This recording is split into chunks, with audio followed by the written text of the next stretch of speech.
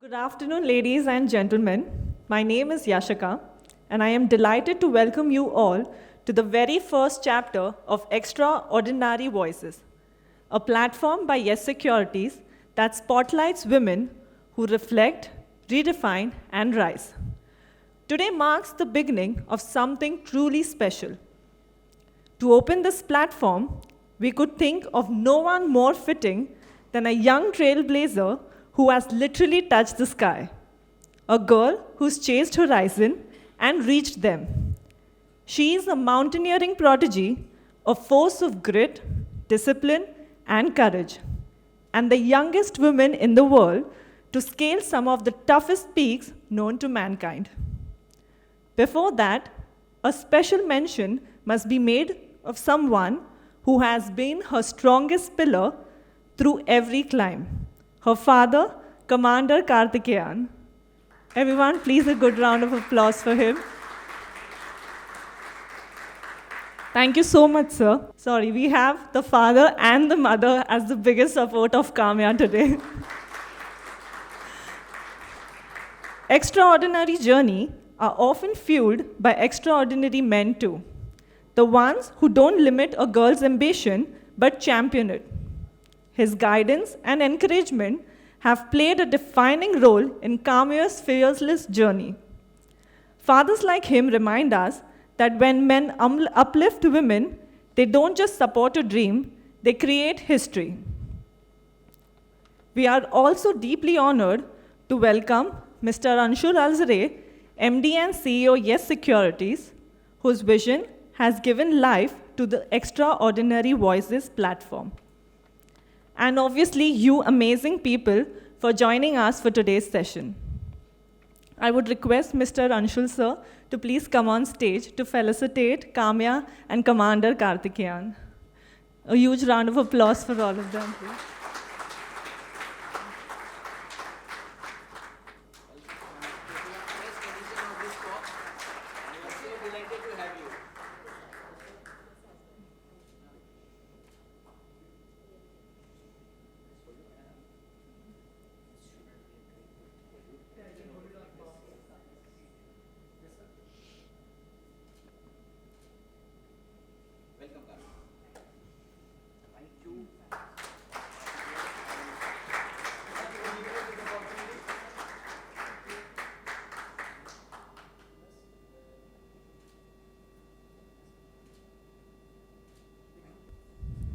To move forward, I would now like to invite Mr. Rajiv Mathur, Chief Business Officer, to the stage to share a few words with us.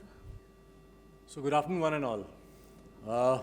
Today, actually, it's my privilege to be present here for this special movement, this extraordinary voices. This word Nari, the voice, the Nari, and all Naris are extraordinary. So, a movement that actually YSL has envisaged, YSL has envisioned, wherein the entire idea is to bring forward those voices which deserve much larger platform, much larger audience, much larger recognition, you say. So basically, अगर अब बात करूँ ना, मेरे को तो ऐसा लगता है कि जब ये पूरा मूवमेंट की हम बात कर रहे हैं, extraordinary voices, day to day level, मतलब आज की तारीख में जो भी हम हैं, whatever we are, whoever we are, it's because of Nari. Because whatever I am getting in terms of wisdom, I am getting from Ma Saraswati. Whatever I am getting in terms of wealth, I am getting from Ma, किससे मिलती है? Lakshmi. And all the power which we are getting is from Ma Durga. And day to day level, we are getting it through either our mother, our wives, our sister, our daughter, our colleagues, our friends. So actually ये सब जो जितना भी है ना, हम लोग सब extraordinary नारी से ही घिरे हुए हैं. But this movement is to bring them forward, and one such you can say privilege today we have is that we have Kaamya. Kaamya, I was amazed जब आपके पापा से मिला था मैं on that cyclothon. So I was amazed कि how can a person can do like this. And when he narrated, when he Commander Karthikeyan, when he narrated कि काम्या का ये है, he summited 7 peaks, I was just flabbergasted कि कैसा ऐसा भी हो सकता है. And you'll not believe, next 2 days, जितनी भी घर में बात हो रही थी ना, मैंने कहा मैं कमांडर कार्तिकेयन से मिला और उनकी डॉटर ये है. And it's actually a privilege to see you here, and I'll not steal the thunder. And we really want to hear that how you do it, because I can see the mission Sahas. If I can, you can. So even we want to get inspired that how we can from you. Thank you so much, Kaamya, for inspiring us, and we'll look forward to hear from you. Thank you so much. And now, ladies and gentlemen, it is my honor to now introduce our inaugural speaker, the Nari of the hour, as she leads her session, Mission Sahas, If I Can, You Can. Everyone, please put your hands together for Kaamya Karthikeyan.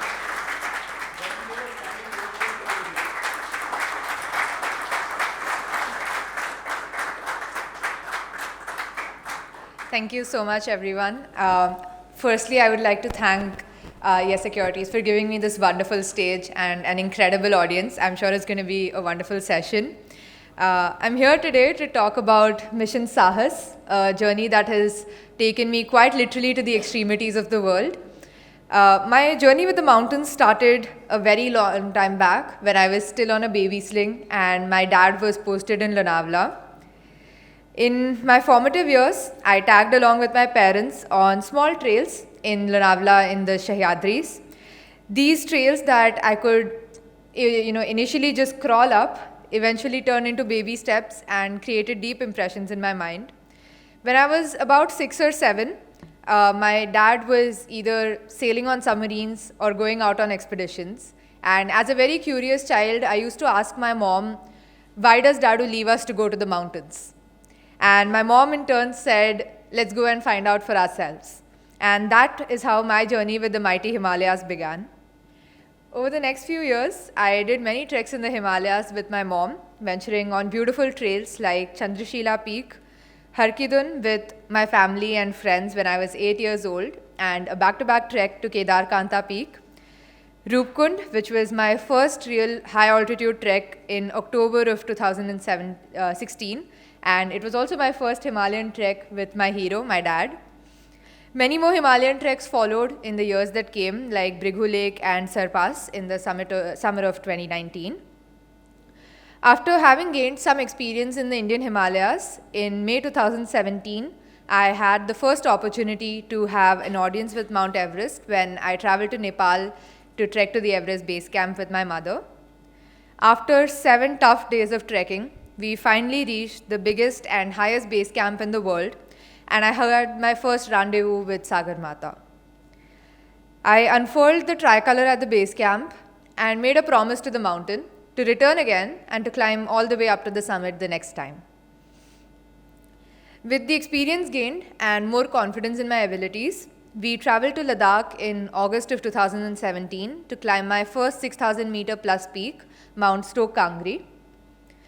Earlier in 2012, I had traveled till the roadhead of this mountain when my father had attempted her the first time, and I had asked him then, when do you think I can climb this mountain? And he'd said, you could climb when you're ready.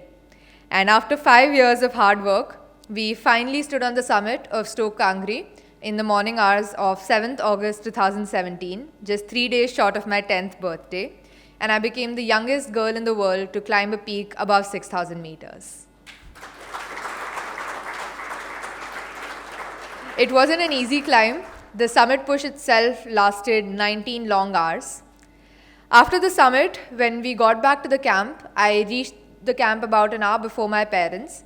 And when they came in, they found me sitting in the dining tent, eating Maggi and solving Sudoku. My dad was surprised and asked, Kaamya, do you realize what you've just climbed is higher than the highest peaks in 4 of the 7 continents? To which I replied, can I climb the other 3 as well then? And that is how Mission Sahas was born. Mission Sahas is my endeavor to complete the Explorer's Grand Slam, which is an ultimate challenge in mountaineering, to climb the highest peak in each of the 7 continents and to ski to the North and South Poles. It's no mean feat by any measure. Only 75 mountaineers have completed it till date, of which only 15 are women and only 2 are Indian. I aim to become the youngest ever to accomplish the feat. a record that is currently held by a 21-year-old Japanese climber. I set out on my first milestone of Mission Sahas, Mount Kilimanjaro, in October of 2017 with my mom. After 4 tough days of trekking through varied terrains, which at the time felt like a fast-track geography class, we finally stood on Gilman's Point on the crater rim of the dormant volcano, and I had summited my first of the 7 summits at 10 years of age. I recently climbed the peak again, and while I thought that I was the only one who had grown, so had the real-life size model of the mountain at the base. Next on our list was Mount Everest, the highest peak in Europe. The first day in Russia was spent arranging the logistics, and we just couldn't seem to find climbing boots of my size. The shopkeepers would often joke as to who in their right mind would bring such a young girl to climb a peak like Elbrus. Finally, with no other alternative available, we had to settle for a pair of snowboarding boots.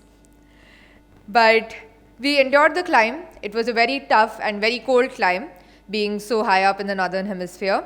And we finally summited the peak on 14 June 2018, just a day after my parents' 15th anniversary as a family together. But I wouldn't stop at that. I also skied down from the summit of Mount Everest, becoming the youngest ever to do so. Next up was Mount Kosciuszko, the highest peak in Australia, which again was a mom and daughter affair. Now, Kosciuszko isn't a very high mountain, and it's only a one-day hike to the summit and back, but unfortunately, we had to face extremely high winds while we were there. But we endured through it to summit on the 23rd of October, 2018, the only ones to do so on that day. With the third of the 7 summits under my belt, our next aim was to climb Mount Aconcagua, the highest in South America. Now, although Mount Aconcagua isn't a very technical mountain, it stands tall at almost 7,000 meters. So the altitude becomes a very important defining factor in the outcome of any expedition. Further, its location way south of the equator and its proximity to the Pacific shores make it susceptible to extreme weather changes and very high winds, all of which could deter the most seasoned climbers. We also had to deal with very, very cold temperatures, and with a success rate of just 30 to 35%, which is lower than even a mountain like Everest, many who climb the peak are forced to turn back and descend. All this meant that we needed to train further and train much harder.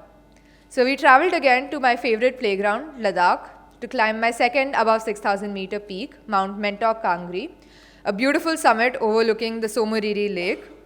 This summit gave us an audience on the 24th of August 2019, and after this successful climb, we were assured of our preparedness for a climb like Mount Aconcagua. And finally, we did summit the peak on the 1st of February 2020, my 4th of the 7 summits completed. I also became the youngest girl in the world to climb the peak at just 12 years of age, but this didn't come easy, a story that I'll share in the later part of the talk. During the next 2 years of COVID, we had to keep our focus intact and keep training. Finally, in June of 2022, we set out to climb my 5th of the 7 summits, Mount Denali, the highest peak in North America. Located in remote Alaska, Denali is often rated as the toughest climb of the 7 summits by most climbers. A small aircraft with specialized ski landing gear drops the climbers directly onto the icy Kahiltna Glacier, from where the expedition begins.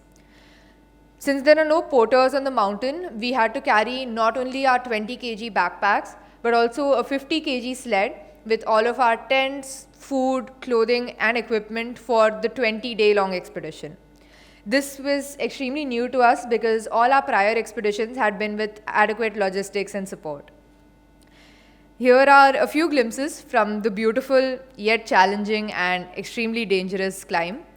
We had to lug our sleds up these steep slopes, but ironically, it was even more difficult to bring the sleds down the slopes than it was to pull them up. You'd be surprised to know that this picture was shot at 11:30 in the night. Being so high up in the northern hemisphere, the sun sets hardly for 2 hours every day, giving us plenty of sunlight to walk throughout the daytime. There were a few stretches that were quite literally on the edge, And we had traversed through 5 camps and finally set out on our summit push. But before we could have an audience with the summit, we had to face this knife ridge that came after already having climbed for about 8 hours. You can see a huge chunk of ice up there on the top of the picture, just waiting to dislodge itself and take an unwatchful climber down the mountain. After a long and tough climb, we finally reached the summit of the 6,190 meter high Mount Denali on the 27th of June 2022, my 5th of the 7 summits done at 14 years of age. With this, eyes were set on the next big milestone, Mount Everest, and a 2-year-long training journey began. Now, climbing a peak like Everest is not an unserious undertaking. Every climber needs to be Everest ready, a complete package of physical, mental, and logistical preparation. Anything less could be fatal not just to the climber themselves, but to everyone else on the mountain as well. Preparation for a climb like Everest takes perseverance and discipline over multiple years. In April of 2021, I underwent the basic mountaineering course at the National Institute of Mountaineering and Allied Sports in Arunachal Pradesh to hone my technical skills. We also needed to constantly train to improve our lung capacity and endurance, both of which are extremely important for surviving in the rarefied atmosphere of the mountains, and running turned out to be the best option. Taking advantage of being so close to the Sahyadris here in Mumbai, we ventured out on a lot of treks to strengthen our legs and keep in touch with walking on the rough terrain. And when we couldn't find hills or treks in the concrete jungle of Bombay, we took to climbing stairs wherever we could find them. We've also been training in Gulmarg for the last 10 years to increase our cold resistance and improve physical strength. And this has almost become a family pilgrimage for us over the last decade every single year. Last year in January, I participated in the ski mountaineering events of the Khelo India Winter Games and clinched a gold and bronze in 2 different disciplines. I believe it's the training regime that we've had in Gulmarg all these years that has ragged in these results. And for an actual training on mountains, we set out to climb Mount Kaamya 1 in September of 2023 as a pre-Everest expedition of sorts. This is a highly technical peak towering at about 6,400 meters in Ladakh. We trekked through many beautiful and unique landscapes throughout the climb, and also climbed up steep and seemingly never-ending slopes with long technical sections. But all the efforts paid off when we reached the summit of Mount Kaamya, my 5th summit above 6,000 meters, on 11 September 2023, and I became the youngest person to have summited the peak. And with this successful summit and all of our previous training, we now believe that I was Everest ready. All these experiences had made us wiser, stronger, and more determined than ever before, preparing us well for the extreme tests that a mountain like Everest was sure to give. Now, when a common person pictures a mountaineer, the first image that comes to mind is probably that of a 6'3", brawny, maverick, robust individual with little to no care for safety. But in reality, the success of any expedition lies largely in meticulous planning. Every single aspect has to be thought of and catered to, from logistics to training, sponsorships, equipment, and the smallest of details like the socks that need to be worn on the summit day. Anything less could mean the difference between life and death on a mountain like Everest. Finally, we were in Nepal after all of these preparations on the 3rd of April last year, and with the blessings of Lord Pashupati, we started our expedition on the 6th of April. The climb on Everest can broadly be split into 3 different phases: the approach to the base camp, the acclimatization stage, and the final summit push. During the approach phase, climbers trek to the Everest base camp, which is a temporary village that is set up between 5,250 to 5,350 meters of altitude and stretches out about 1.5 kilometers long. Trekkers fly from Kathmandu to a dangerously located airstrip called Lukla, and then pass through multiple villages and temporary settlements to finally get to the base camp after about 7 or 8 days of hiking. After we get to the base camp, there are 4 camps to get to the summit of Everest. During the acclimatization phase, climbers progressively climb up to Camp 3 which is at an altitude of almost 7,000 meters. And this is done gradually to let the body adapt to the rarefied atmosphere. And once the acclimatization cycle is complete, climbers come back to base camp and wait for the opening of the most suitable and favorable weather window. You might be surprised to learn that the summit of Everest is constantly swept with winds of 150 to 200 kilometers per hour. And these jet winds only move away from the summit for a couple of days every year. And those are the days when mere human beings like us can stand on the summit of Everest. So each team needs to time their summit push from the base camp all the way to the summit to catch this particular window of 5 or 6 days when the wind is at its lowest. We started our trek from Lukla on the 6th of April after all the preparation. The scenic route winds along the Dudh Koshi River, which originates from Everest and has a mesmerizing landscape. I had a few nostalgic moments recreating pictures across the hanging bridges that connect the route. We also had some gifts to give. When I had trekked to the Everest base camp in 2017, I was surprised to see that in the very same terrain where I had trained so hard to be for a few days, there were kids as young as 5 or 6 years who were traveling tens of kilometers every day just to get to school. And I wanted to be of some help to them. So with the help of a few benevolent organizations and our expedition operator, we managed to gift a pair of good school shoes to 50 students of the Sir Edmund Hillary School in the remote village of Khumjung. It was really heartening to see the smiles in their beautiful faces. We finally reached the Everest base camp on the 13th of April last year, and this camp, sitting on a moving river of ice, was going to be our home for the next 2 months. It may not seem like there's much movement going on here, but the entire camp is sitting on top of the glacier, and it was moving so fast that by the end of the season, as we were leaving the camp, our tents had begun to self-destruct and break up on their own. After a few days of rest at the base camp, we headed out for our first acclimatization rotation to climb Mount Labuche East, a 6,120 meter high peak in the Everest region. This climb actually turned out to be much harder than we had anticipated because there was a lack of fresh snowfall, which meant that we were walking on either rock or hard blue ice for the entirety of the climb. But we braved through the challenges, and after nearly 8 hours of climbing, on the 18th of April last year, we reached the tricky and narrow summit, which can accommodate only 2 or 3 climbers at a given moment. And this was my 6th 6,000er. After the summit of Labuche, we came back to base camp to prepare for our next rotation up the mountain. On 22nd April, we headed out into the much feared Khumbu Icefall. The Khumbu Icefall is a mystic, out-of-the-world landscape that largely differentiates the climb of Everest through Nepal from that through Tibet. But I wouldn't say it was scary for us. It was majestic and serene, but probably our preparation had drastically reduced the fear surrounding the icefall in our minds. On this day, we climbed about halfway through the icefall to familiarize ourselves with the terrain that we would be crossing multiple times throughout the expedition, and then return to the base camp. The next rotation up the mountain saw us climbing all the way through the Khumbu Icefall to Camp 1. The icefall revealed itself in all of its glory, and these are just a few snippets. We can see the length and width of the crevasses, which can be as deep as 50 meters at places.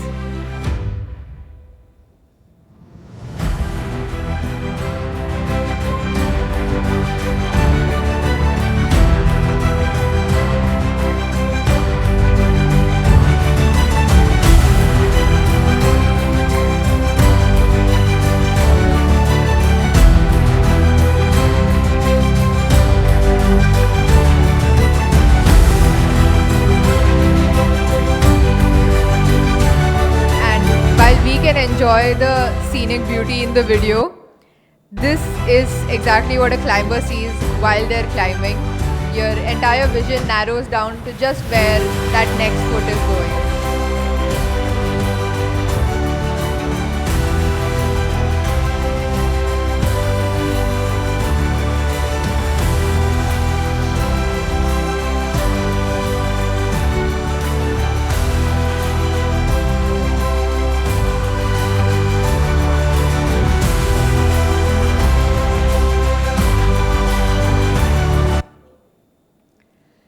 that is Camp 1, the tiny yellow dots lining the edge of the vast snowscape that we call the Western Cwm. All those lines you can see in and around the camp are crevasses. They can be as deep as 20 to 30 meters or even 50 meters in places. The next day, the journey continued on to Camp 2. This time, the crevasses only got wider and deeper. In this picture, you can see climbers are trying to cross a crevasse using a naturally formed snow bridge. These can be extremely precarious, and if the climber is not mindful of how they're walking, can swallow them into the crevasse at any given moment. On reaching Camp 2, we had a much needed rest day before we moved on to the next segment of the acclimatization. Although it looked like we were living in relative comfort, a few games of chess revealed that our brains were performing much more suboptimally compared to even just the base camp. The next morning, we left at 4 to climb towards Camp 3. Now, Camp 3 is set in the middle of a long, steep technical section called the Lhotse face. Our aim on this day was to climb till the sun hit us on the Lhotse face and then turn around. We reached the bottom of the face in about 3 hours of climbing and climbed the wall for another hour before turning back and descending to Camp 2 and then to base camp the next day. And after this, our bodies had completely acclimatized. On the 16th of May, with good preparation, sufficient recuperation, and a lot of good wishes, we finally set out on the summit push. But unlike our acclimatization rotations, this time we started encountering the infamous Everest traffic jam right from the icefall itself. To give you an idea of what the traffic can do to a climber, to get from the point where this picture was taken to the top of that wall had taken us about half an hour on our first rotation. But this time, just because of the amount of people who were there, the same route took us about an hour and a half to cover. And on this day, we had to walk directly from base camp to Camp 2, so the traffic made what was already a difficult day even more hard and long.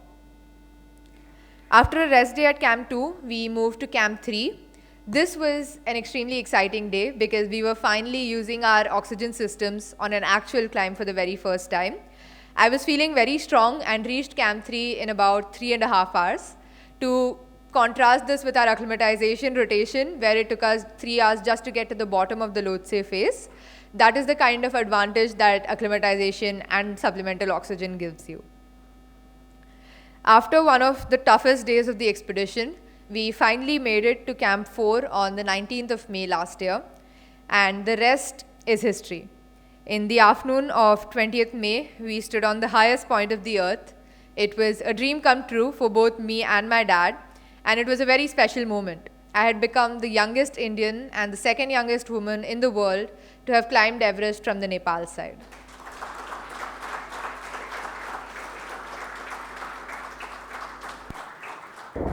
Though we couldn't get a clear view from the summit due to bad weather, we were rewarded for a climb well done with a beautiful sunset as we made our way down to Camp 4 and then further to Camp 2 the same day.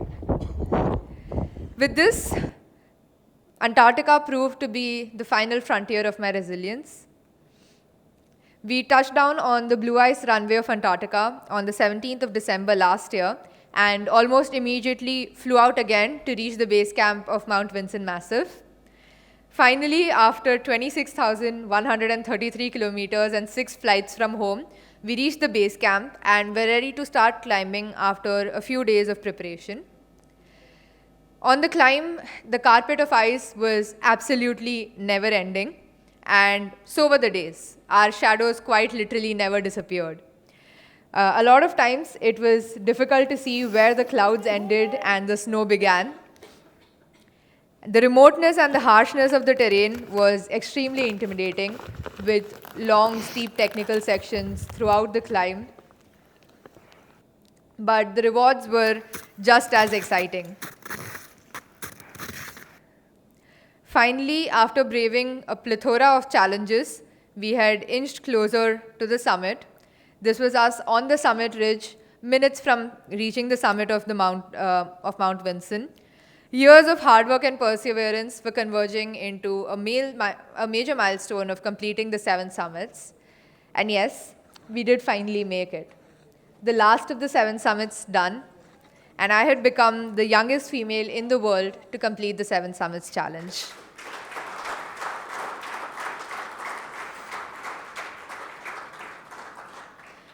But what you just witnessed is just the tip of the icebergs. The records, the glamorous photos, the beauty of the mountains. But beneath it lay a story of challenges, pain, sorrow, risks, and rejection overcome by a never say never attitude. Life is full of unexpected challenges, and mountaineering even more so. No matter how well we plan, how much we prepare, or how properly we execute projects, there will always be situations that test our resolve, shake our confidence, and push us to the very limits. But it is in these moments that we discover our true strength. Back in 2020, we had trained extensively and accumulated all the necessary skills to ensure that I could go through a climb like Mount Aconcagua. But when we reached Argentina, we were told that the true challenge was not going to be the mountain itself, it would be bureaucracy. Due to changes in the rule position, we suddenly found ourselves dragged into a courtroom battle just to get a permit for me as a 12-year-old climber. In the absence of precedents, the judge initially refused to even hear my case, and we had to appeal to a high court in Argentina to get a directive for them to take up the case.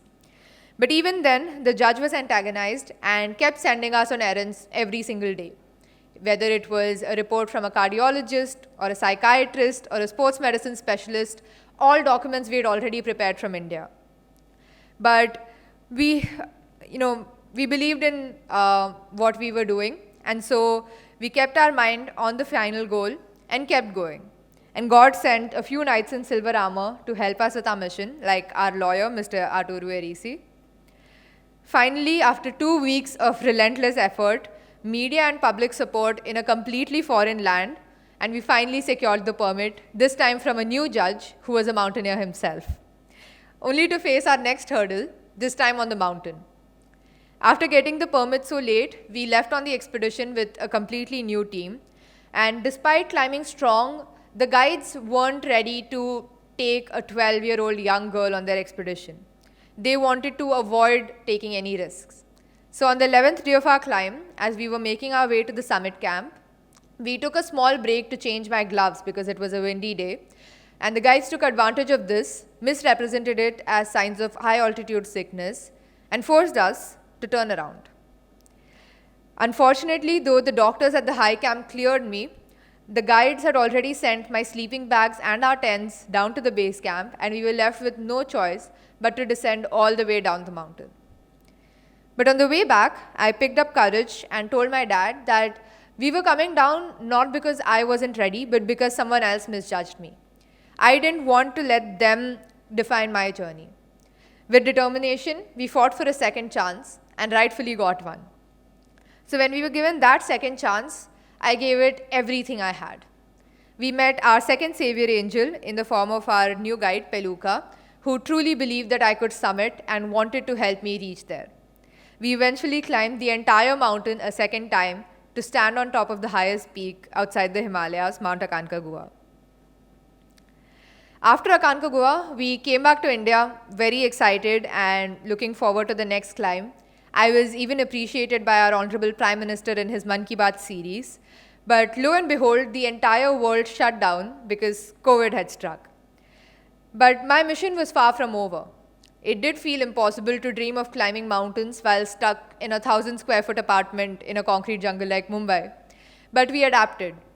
We started training by climbing up and down the 20 floors of our building at odd hours of the night when everyone else was asleep. It was monotonous, it was tiring, and it seemed never-ending. But most importantly, it worked.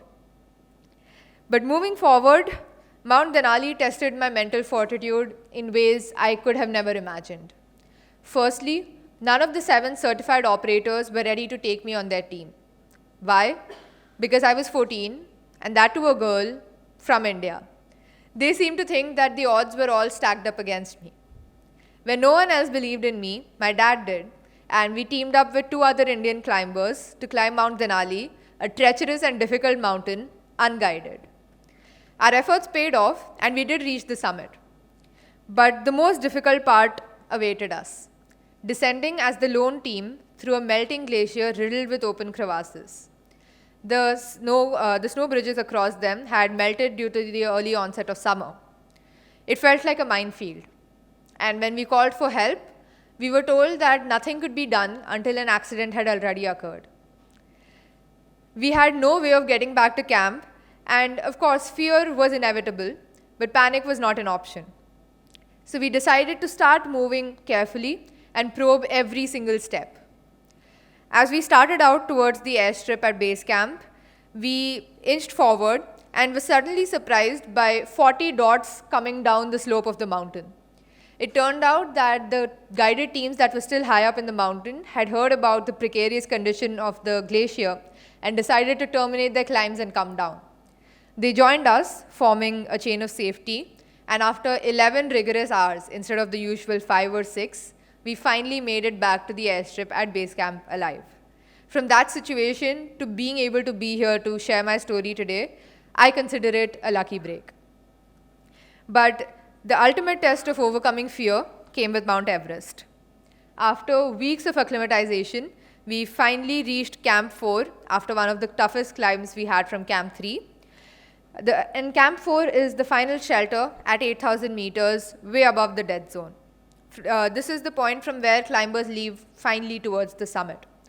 We were supposed to leave Camp 4 at about 8:30 in the night and walk through the night to summit around sunrise, because only that would give us enough time to descend down safely to Camp 2 the same day. But when nightfall came, the winds hadn't died down. The winds of almost 100 kilometers per hour forced us to stay within our tents, and doubt crept in with every passing second. At 1:30 the next morning, we decided that our climb was probably not going to happen that day and went to sleep. And at 3:30, our Sherpa came, shook our tent and said, "Chalo chalo, abhi summit pe nikalna hai." We were startled because such a late start was unheard of on a mountain like Everest. It was unusual and a very risky decision to take, one that definitely tested our ability to adapt. But we had prepared for something like this. And so we trusted ourselves and started out on the summit push. The climb was definitely not easy. Each step felt heavier than the last, and the cold was biting into our bones. At one point, I surged ahead with my Sherpa and found myself surrounded by nothing but just the ropes, my Sherpa, and the white mist. Fear again was inevitable, but I could not have panicked. I controlled my breathing, focused on the climb, and just put one foot in front of the other. And after hours of battling the extreme conditions, we finally stood on the summit of Everest. The view was breathtaking, but what mattered even more was the journey, the challenges, the setbacks, and the belief that no obstacle is insurmountable if you remain determined. Okay, to sum it up, here is a brisk recap of my short climbing experience. These mountains weren't just physical obstacles, they were lessons in persistence, courage, and trust. The instances that I quoted were still very much just the tip of the iceberg. There were so many more challenges: managing academics alongside the demanding requirements of professional climbing, securing funds for the resource-intensive climbs, coping with the loss of very good friends to unfortunate accidents on the mountain, and so much more.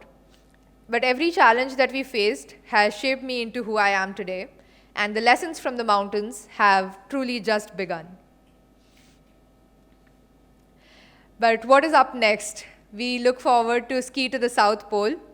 It's an expedition that marks the next chapter of Mission Sahas to both the polar expeditions. On the 14th of December, I'll be traveling to Punta Arenas, the southernmost point of Chile, from where we fly to the Antarctic continent. We fly onto Union Glacier Camp on an extremely big aircraft which lands on the ice runway there. And we'll fly from there on a much smaller aircraft to the 89th degree latitude. From there, we ski the last latitude. It's called the Last Degree Ski Expedition. It's about 120 kilometers of skiing spread out over 12 days of skiing. And each of us climbers will be carrying sleds which weigh about 60 kgs with all of our expedition logistics, our tents, our food, our communication, clothing, everything that we'll need to survive throughout the expedition. So just to show on the map, what you see as Union Glacier is the point that we will be reaching initially. From Union Glacier, we fly on to the 89th degree, which is the smallest circle you can see around the South Pole. And from there, we'll be traversing all the way down to the 90th degree to the South Pole. So after this South Pole expedition in December this year, if I ski to the North Pole in April of 2026, I would become the youngest person to complete the Explorers Grand Slam at 18 years and 9 months, breaking the current record by a margin of more than 2 years. So I hope all of you will keep me in your prayers and pray for successful expeditions. Before I end, I would request all of you to follow along on my journey on my social media handles. Of course, all the support means a great deal and encourages me to keep climbing higher and further. My dad always says we should climb mountains to collect stories that we can tell our grandkids when we retire at an old age. Now, I've had a bit of a head start with the stories and don't want to wait till retirement. So thank you everyone once again for being a wonderful audience to my story. I hope it spreads the spirit of adventure amongst all of you as well.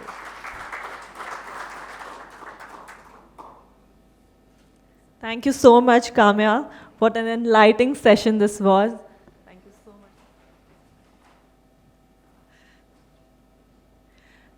So as we can see, it was not only Kaamya's journey, but obviously her mom, Lavanya, and her dad, Commander Karthikeyan, has played a very vital role in her entire journey. Thank you so much, Kaamya.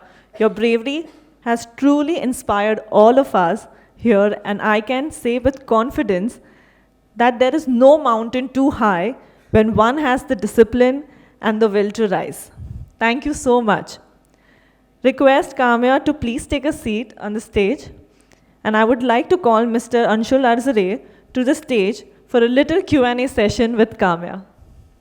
I'm actually still recovering from what Kaamya just shared with us. I think Kaamya have no words for sure for this incredible journey of yours, and I don't know how to start actually. I mean, at the age when normally kids are completely clueless as to what's going to happen the next day, you know, and they are just living in their own world and have no clue what time the midnight comes and what time somebody has to just wake them up, right? And somebody has just let them say that, no, you have a time to school now. And in that age, I mean, you got into this mold of thinking, of doing all this. I think where it all started?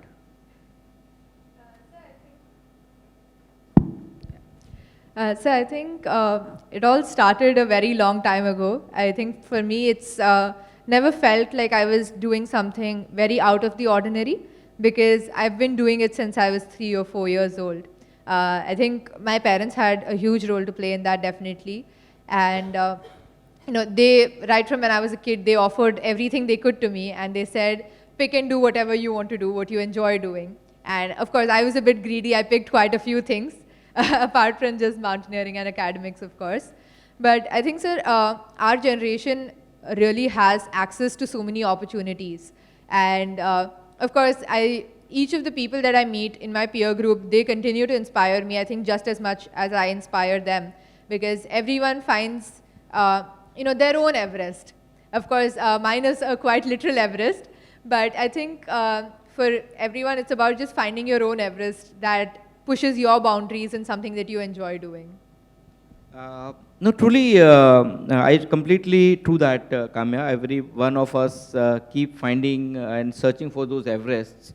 But for most of us at the age of 12, the Everest was the bed, you know, or a playground. You know, there are just two things. Or the third most important thing would be a dining table. So our Everest would be a dining table or a bed or a playground, you know. So, I mean, your first trek, I'm sure, would be very, very refreshing and exciting. And but there onwards, did you had any iota of idea when you chased the first 6,000-meter summit? So did you had any idea that what's going to be with you ahead? I think even when we went and climbed Mount Stokangri, it was still very much just a passion that we were following for ourselves, because that was something I used to ask my father every year. When can I go climb Stokangri? Because I used to love visiting Ladakh, and the season for climbing in Leh usually falls around my birthday. So climbing Stokangri was my 10th birthday gift. So it never, I think, started out It's like a birthday gift you give to yourself. I think doing it together was the birthday gift for us. But I think for me, it never started out as this attempt to break records or to, gain fame in any way. It was just that I was at my happiest when I was in the mountains, and I wanted to keep going back. And I think that somewhere went from a hobby to a passion to something a little more than that as well. So that's very interesting. And Kaamya, tell us, like on a routine day, I mean, what goes in your preparations when you have a date in mind? Like, let's say I have to submit this maybe 2 months ahead or 3 months ahead. So what is that bare minimum period where you have to really rigorously train before you start, before you have the date of that maybe 6,000 plus meters of climb? So I think a lot of the training depends more on the consistency, because your endurance base is something that you build over a long period of time. So the training is always consistent, but as we come closer to an expedition, the type of training we do changes a lot. So because for the polar expeditions, I need to be pulling a sled on the climb. I started training a couple weeks back by getting 2 truck tires and tying them up and pulling it around with a harness. So that is something that I do in the evenings for about an hour or an hour and a half on the weekdays, and then of course longer on the weekends. And I'm also a student. I'm studying computer science at Shiv Nadar University. So I do have my academics going on as well, which is also quite heavy, of course. Yeah. So a typical day is usually about an hour and a half of training in the morning, followed by classes, followed by an hour and a half or 2 hours of training in the evening, followed by, other things, hanging out with friends, club events, all of that. And then, of course, you also need to get your body enough rest so you're able to do it the next day. That's a very tough schedule to meet. So I think it started much earlier. I think when I was just starting out hiking and climbing, my parents used to make me a timetable outside of school as well, where, we used to have time for everything, from academics to training to spending time with my grandmother and friends and TV time. So I've been living on an Excel sheet for a very long time. So I think it's a habit that I carry forward now on my own as well. Fantastic. I think we have some different kind of an Excel sheets to manage every day, but I think this is a much tougher one. So, I mean, that's...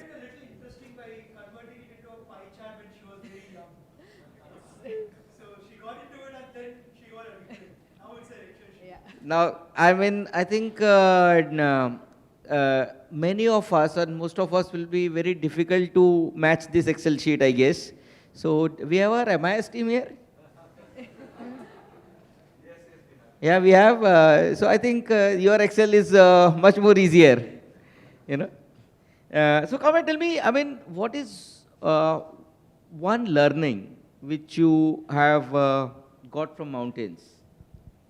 I think there's a lot of things I've learned. I think the mountains have been my best teachers so far. But I think the one thing I've learned is that, no matter how prepared you are, there are things that will go wrong. With mountaineering, we go in with this ideology of your preparation is 40% physical, 40% mental, 10% logistics, and the rest is up to the mountain. So you learn to realize that there are factors that you can't control. So you do your best in that 90% that you actually can control. And then you just have that belief that if you've done things right and if your intentions are right, then things are going to fall in place for you. So I think that is an ideology that's helped me with other parts of my life as well, which I've always taken with me. So it's more to do with your own self-belief and direction. Absolutely. And yes, there are unpredicted activities around and which can be fatal at times, but you just stand with your grit and determination that come what may, we'll face it. Absolutely. That's wonderful. I think that's a call for a round of applause, guys. I'm sure in every summit, there would be some life-threatening moments, some decisions which you would have taken at that point of time would be unique to the situation. So tell us something about one such situation where the decision was one of the toughest, but you took that challenge and went ahead with that. I think the best example was the Mount Denali expedition because we were the only team on the mountain that we could see. And essentially what had happened was there are usually flags that mark the route from Camp 1 all the way back to the base camp. But because the snow was melting, the flags had fallen down, and then when the winds came in the later part of the day, they got covered up with snow. So we were facing crevasses every 10 meters, and we had no idea the exact route that would avoid the crevasses to get back to base camp. And we had a slightly elderly member in our team who had fallen knee-deep into a crevasse the previous day. And despite all of this, we weren't able to get rescue because when we called 911, they directed us to the National Park authorities, and the National Park simply said, if there's not been an accident, if someone hasn't actively fallen into a crevasse, we're not going to be able to send you any rescue. So we had no option, quite literally. But of course, it was a very difficult decision to take because there were 4 of us on the climb. I was 12 years old. The other climber was 59, was it? 59 years old. And then there was my dad and our other climber. So it was a very difficult decision to take. But I think I still remember me telling my dad, Dadu, we don't really have an option here. We do need to get back to base camp. And if they're not sending help, we have no option but to keep walking. And so we had our trekking poles. And so we were trying to probe every single step to see if the snow would give way and if there was a crevasse. And, we were very, very lucky because we'd spoken to one of the rangers who was posted at Camp 4.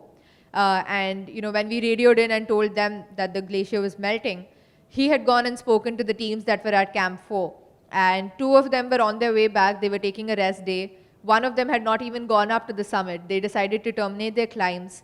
All those 3 teams came down, and they had their guides with them. And the guides, of course, had done the same route 10 times, 20 times. So they were familiar with the route. So they didn't need the flags to know where the crevasses were and weren't.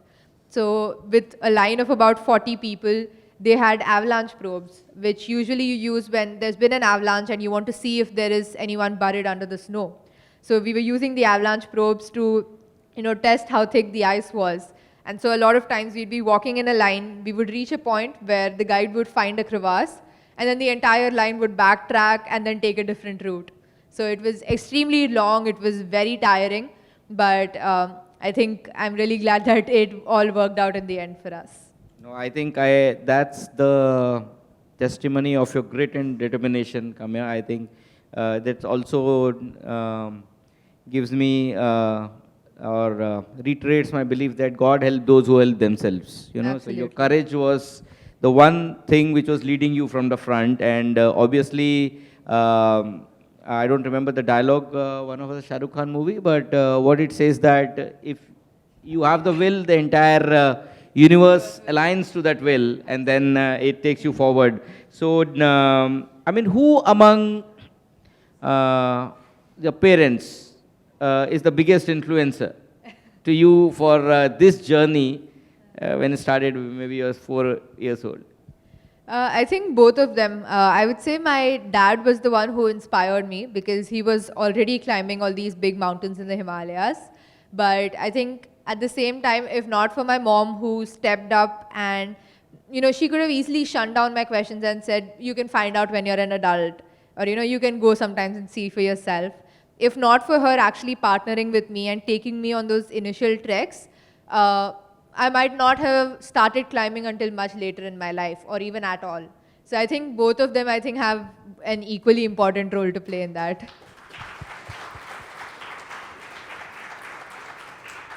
So when at times when a kid is around 8, 10 years old, so when they try to do some adventure, so mostly I've seen that when there's a girl, the father breaks down and say, no, no, she should not be able to do that. You have to be careful. And when it's a boy, the mother breaks down. No, my lal, my kid cannot be exposed to all this. So here, I think you are lucky that both of Absolutely. your parents were encouraging you. Absolutely. I think it makes a huge difference, especially for a young person and especially in the kind of adventure sport where there aren't too many young people around. I think that support makes a very, very big difference. Absolutely. And I think a big round of applause for both the parents. So give us some more insight, Kaamya, on which was the toughest part, as I could understand when you were speaking about, is the final summit, when you're summiting the final climb. So what is that duration when you start from Camp 4, right? And then go to the summit and come down to Camp 2. That's what I could gather. Yes. So what is this duration and what is the most challenging part of it? So the usual duration is somewhere, it's supposed to be around 17 or 18 hours ideally for a climber. For us, it was 21 hours because it was a very unusual climb for us. We started at 4:30 in the morning, and actually at 3:30 when our Sherpa told us we need to go now, we asked him, in Nepali you say Dai as elder brother, तो हम उनको दाई बुलाते हैं. So we asked, दाई अभी जाना safe है, जा सकते हैं? And he said, मैं 15 बार एवरेस्ट चढ़ाऊँ, इतना लेट समिट कभी शुरू नहीं किया, पर हो जाएगा. And we were extremely worried because we didn't want to jeopardize our one shot at a summit. So we called our base camp operator and asked him, Dava, will you let us go tomorrow if we wanted to? And he said no for two reasons. One was that the previous day, because it was so tough getting from Camp 3 to Camp 4, about 200 of the 250 people who were climbing had turned back to Camp 3 and decided to come up the next day. So if we waited another day, we would have had those 250 people as well on a line with us. And in addition to that, he said, I've spoken to our meteorologist. He says that the winds are expected to die down and you should be all good. I will push, we have something called a turnaround time, which is usually at 12 noon. He said, I'll push your turnaround time from 12 noon to 3 p.m. And the turnaround time usually means that at that point, if you haven't reached the summit, regardless of where you are, you turn back and come down because it's just not safe to be up there anymore. So he pushed our turnaround time to 3 and we started out on the summit push. And it was an extremely exciting summit, of course. And I was feeling very strong throughout my summit push, throughout the last couple of days. And usually on a climb like Everest, you can't overtake people on a line because you're on the same piece of rope and there's not much space to go around and take people over. But my Sherpa was this huge 6-foot, very brawny guy. And he had the belief that if I slipped and fell somewhere, he'd be able to lock my fall. So a lot of places, he would unclip the two of us from the main rope and we would just walk around a group of people that were slightly slower and ahead of us and go around them and clip back into the rope. So we ended up within the first 2.5 hours being around half an hour ahead of the rest of our team. And we reached the first landmark, which is called the balcony, which is where you change your first oxygen cylinder. And right as you get off the balcony, there is a ridge that you have to cross. And while we were on the ridge, I felt like I wanted to drink water. And so I wanted to reach down. We have a down suit, which has an inner pocket. And you put your water bottle there so that it doesn't freeze. So I was trying to reach it, but what had happened was that my mask had my condensed breath, and that breath was dripping down, and the zip on my down suit had frozen. So I removed my big mitten to try and break the ice, and as I was handing my mitten to my Sherpa to hold for a second, before he could catch it, there was some wind that came in, and my mitten blew off. And we all carry usually just one pair of expedition mittens on the climb. So at that point, I thought my climb was over. Because if you went on without a mitten, you were 100% getting a frostbite. And that was obviously something that we didn't want to do, just to get to the summit. So I looked up at my Sherpa, and he, for some reason, seemed completely unfazed. And he didn't talk much, but he motioned, he was like, chalo, chalo. So I was very confused, But I decided, okay, let's get off the ridge. Let me give this 15 minutes. He must have something in mind. So we put our hands in our armpits to keep them warm. So I put my hand into my armpit and I started walking. And 15 minutes later, we got off the ridge. And Lakpadai turned around and he gave me his mitten. And he climbed wearing just a pair of fleece gloves after that, which I think he is incredibly superhuman to be able to do. But also that is something that not a lot of people would do in an environment like that, right? Absolutely. And we were climbing above above the balcony, above the ridge, towards the next landmark, which is called the South Summit. And as we were climbing, this is something that I learned after the summit push. I didn't know this while we were climbing. But my father and 2 other climbers, along with 3 Sherpas, had gotten stuck in a blizzard-like situation for almost 15 minutes on the same ridge. And they were worried about us because we were, by altitude, not more than 50 meters above them. And their Sherpa apparently radioed my Sherpa and asked, "Aap log kaise chal rahe ho? Are you okay?" Because of the bad weather. And my Sherpa said, "What bad weather?" Because we were walking in completely brilliant weather. And we reached the summit at 12:30, came down, and what our expedition operator had told us was that because you're starting so late, you can sleep at Camp 4 today, and then you can go to Camp 2 tomorrow. And at 4:30, as I was walking into my tent at Camp 4, my Sherpa said, "Yeah, you can sleep for 2-3 hours, and then we'll start again." And I said, "Start again where, Dai?" And he said, "Oh, we have to go to Camp 2 because it's not safe here." So that again was extremely difficult because at this point we had been out for almost 18-19 12 hours. Yeah. And I was completely drained. Of course, the body was very, very tired. But then we knew that it would be much safer for us to recuperate at Camp 2. So we started again at 7:30 and walked down. Of course, because the body was so tired, it took me much, much longer. And we finally reached Camp 2 at 1:30 the next morning. So we'd been out at that point for 21 hours before we were finally able to go to bed in a relatively safer environment. But it was an extremely difficult climb, but I think I wouldn't have asked for anything less dramatic for a summit as important as Everest. I think I'm just trying to envisage that how this all would have moved in your mind for good 21 hours, and especially the incident like this. And I think hats off to your Sherpa. I think it's given. Like if you're not covered properly, it's given that you're going to face that. So I'll open the house for some questions out here. Anybody will want to ask anything on this from Kaamya?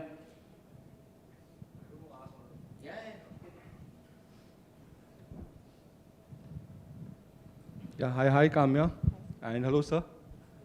So first of all, heartiest congratulations, Kaamya. I think extremely inspiring. While I was just, going through your presentation, my wife just recently started, trekking, and I was just thinking, I was just wishing that I really wish she was around right now, looking at this. Recently, I, went through something like this. In fact, today, people like us.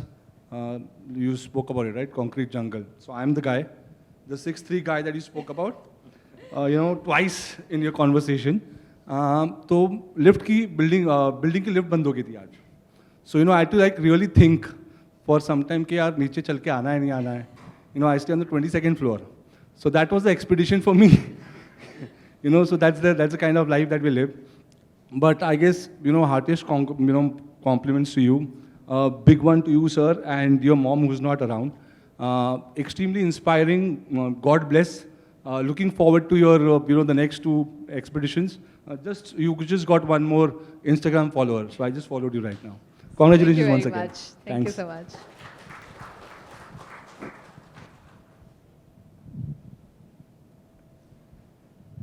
So any other questions for Kaamya here?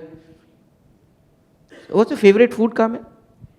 I think we eat pretty much everything as mountaineers. Food is very important to us, of course. On the expeditions, a lot of it is desiccated food. So I think while we come back from the expeditions, वापस आते आते we start making a list of everything we want my mom to cook. But I think my comfort meal, of course, at all times has to be my mom's rasam with lady's finger sabji. So every time we come back from a summit, that's usually the first meal at home. Fantastic. So, you could somehow convince people to carry ladyfinger to Mount Everest or kinds I of think I this, might have to find a way to dehydrate rasam powder and lady's and finger then enough kind of to do take it there. Yes. So, I've heard that, you just, from the point of view of water, do you carry the full course of water, or it's good enough to melt the ice and drink? So we do melt the ice and drink it. There are very few camps that are placed in such a way that you don't have a water source. That's usually one of the main things that we look at. I think the only camp we've been in that didn't have a water source was Camp 1 at Aconcagua. But otherwise, we melt water and boil it and drink it ourselves. Yeah. So one more question, Kamya. Physically, what is the most challenging aspect, of these kind of an expeditions? I think it's the endurance of it because, of course, the climbing in itself is very difficult. The technical aspects of it are challenging.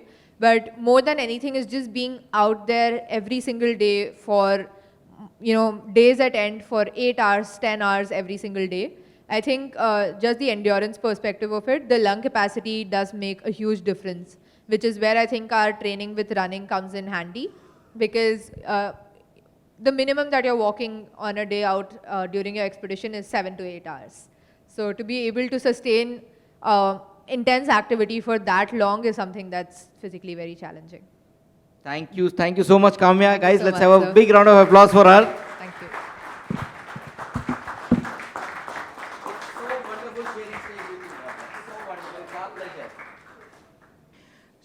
So I think this is one of the most exciting and extraordinary moment for me as well. So I'm feeling very proud, Kaamya, to share a stage with you, frankly.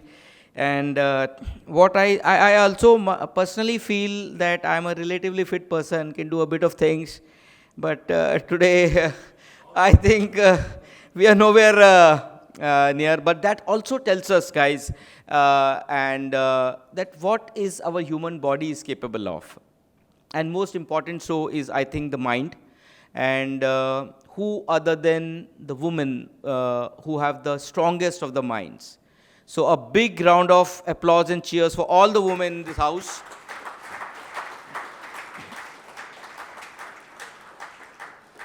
So all of you are extraordinary, believe me.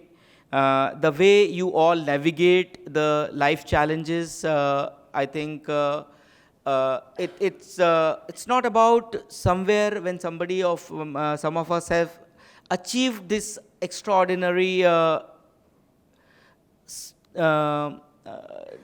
if I can say, in terms of achievement, but on a day-to-day life, all the Naris are extraordinary at all times, and we owe a lot, and we owe, for that matter, everything to you guys. So one more round of applause for all of you, all of us who are here today, and all of us who have kind of achieved anything in life is all because of there is an extraordinary Nari behind us in form of our mom, in form of our sibling, in form of our better halves. And I think we owe a lot to you all. And this is a one step from YES Securities to acknowledge this fact that how important these journeys are, and this event, which is the first of its kind and is the very first episode of Extraordinary Voices. We once again thank Kaamya to gracing this occasion, and this is the first such event, and then we'll continue this with finding more such courageous people and who have broken all boundaries, both mentally and physically, and achieved so much that it fills us with that inspiration. And I'm sure all of us would be going back home today with a lot of inspiration. And one thing which Kaamya, I keep telling to these people, that we all should also be fit, but now you have raised the bar of fitness to some different level. So we'll try to inch there, yeah. But I think it would have been the journey of yours is also tells us that one step at a time makes all the difference. Just start that. I'm sure that that's what I wanted to check with Kaamya when she said that it was one step at a time for the final summit and coming down. So it's just chasing one step. And Commander was telling me that couple of places were there when they were climbing up or down using the ladders. It was just the focus on the next step on the ladder. That's it. Nothing more, nothing less. Pure focus on that, and then next, and then next. So I think that teaches us a lot of importance of being meticulous and confidence which we all should have in ourselves. So once again, thank you, Kaamya, for gracing this occasion. Thank you, Commander Karthikeyan, and we are missing your mom, Kaamya, here today. But thank you very much for being here today and sharing your experiences with us. So with that, I hand it over to our team here. And this is just the beginning of series of Extraordinary Voices. And thank you very much.